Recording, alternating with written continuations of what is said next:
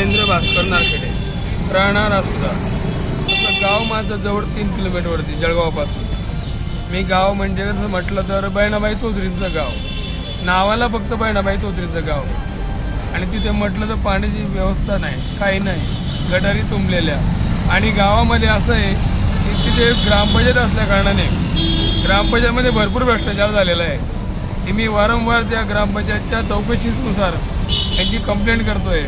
मी आज 21 पासून त्यांना कंप्लेंट दिलेली आहे. त्यांनी भ्रष्टाचार काढलेला होता. मी 35 ते 40 लाख रुपयाचा भ्रष्टाचार वसूलपात्र केलेला होता. त्यांनी जिल्हा परिषदेच्या अधिकाऱ्यांनी तो भ्रष्टाचार अजून पण वसूल केलेला नाही. पण तरी पण मी त्यांच्याकडे वारंवार कंप्लेंट करत राहिलो.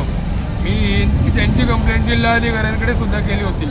त्यांनी पण मला फक्त आश्वासन लेटर दिलं की मी 15 दिवसाच्या आत चौकशी करतो. पण त्यांनी मला काहीही चौकशी करून दिलेली नाही.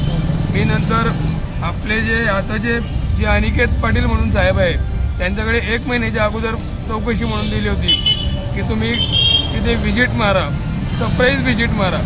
सरप्राईज व्हिजिट ते म्हणत सरप्राईज व्हिजिटला आमच्याकडे अधिकारी नाहीत.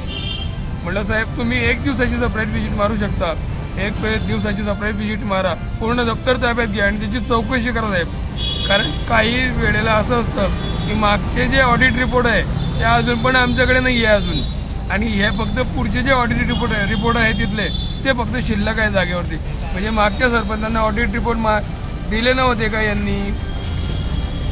मी यांच्याकडे वारंवार जर चौकशीची मागणी करतोय.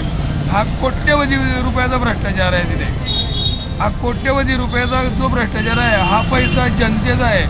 तो जनतेच्याच कामी आला पाहिजे. कागदोपत्रीचे फक्त कामं होतात आणि ऍक्च्युली म्हटलं तर जागेवर कामं नसतात. या अशा भ्रष्टाचारी अधिकाऱ्यांना पाठीशी कोण घालतं तर अशी जिल्हा परिषदचे CO BDO यांना पाठीशी घालतात. मी बोटे साहेबांकडे सुद्धा यांची कंप्लेंट केली होती.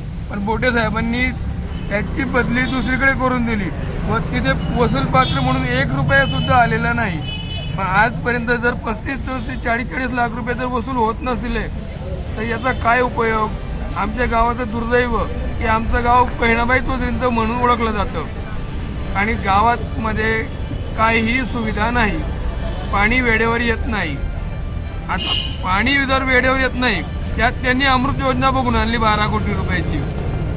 आता पाणी जर वेळेवर येत नाही, जर पाईपलाईनमध्ये पाणी नाही तर पाणी अमृत योजनेला देणार कुठून. पण 12 कोटी रुपये कसं काय बसतील, त्यातला भ्रष्टाचार कमिशन कसं काय मिळणार आपल्याला. म्हणून यांनी नवीन योजना बघून काढली. मागची फिल्टर प्लॅनची योजना आपण अपूर्ण अवस्थेत त्यांनी ताब्यात घेतली. त्यांच्यावरती 18-20 लाख रुपये खर्च दाखवला.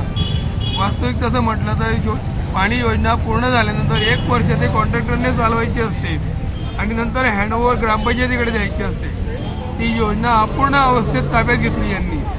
त्याला जबाबदार कोण. जनतेने तुम्हाला निवडून दिलेलं आहे का म्हणून तर प्रतिनिधी म्हणून. तुम्हाला भ्रष्टाचारी म्हणून नाही पाठवलं तिथे की तुम्ही तिथे जाऊन भ्रष्टाचार करताय वारंवार तिथे. आजपर्यंत त्यांनी आता तर मी म्हणतो 3 ते 4 वर्षामध्ये त्यांनी 1 सुद्धा जनरल मीटिंग घेतलेली नाही गावामध्ये. आणि 1 जर घेतली असेल तर ते पण उडवाउडवी करून उडवून दिलेली आहे तिथून.